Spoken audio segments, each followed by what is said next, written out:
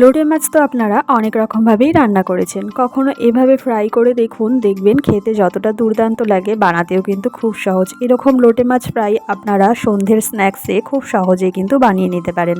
লোটে মাছ ফ্রাই বানানোর জন্য আমি এখানে নিয়ে নিয়েছি 500 গ্রাম লোটে মাছ। কাঁচা লঙ্কা, আদা এবং রসুন বাটা দিয়ে ভালো করে ম্যারিনেট করে নিচ্ছি। সাথে দিচ্ছি একটু লঙ্কার গুঁড়ো এবং সাথে একটু লবণ।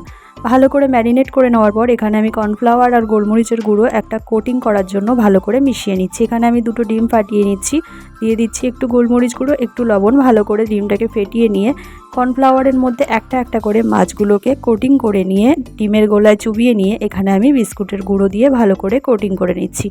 এখানে যেহেতু আমি ঘরোয়া উপকরণ দিয়ে তৈরি করছি তাই আমি বিস্কুটের গুঁড়ো দিয়ে করছি, আপনারা চাইলে ব্রেড ক্রাম্ব দিয়েও করতে পারেন।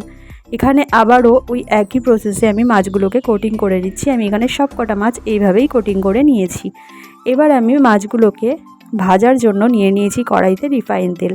তেলটা কিন্তু আমি খুব ভালো করে গরম করে নিয়েছি। তেলটা কিন্তু একেবারেই গরম করে রাখতে হবে আগে থেকেই, অল্প গরম থাকলে কিন্তু মাছগুলো ফেটে যেতে পারে।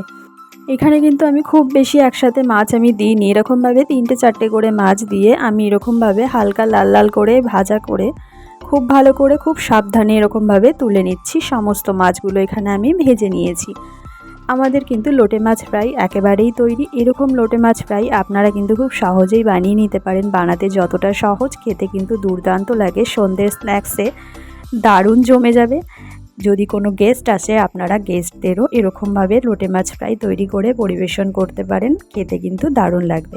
আজকের রেসিপিটা এই পর্যন্তই। যদি রেসিপি ভিডিওটি ভালো লাগে তাহলে অবশ্যই একটা লাইক করে দেবেন, চ্যানেলটিকে সাবস্ক্রাইব করে রাখবেন। দেখা হচ্ছে নতুন কোনো ভিডিওর সঙ্গে, ততক্ষণ ভালো থাকবেন, সুস্থ থাকবেন।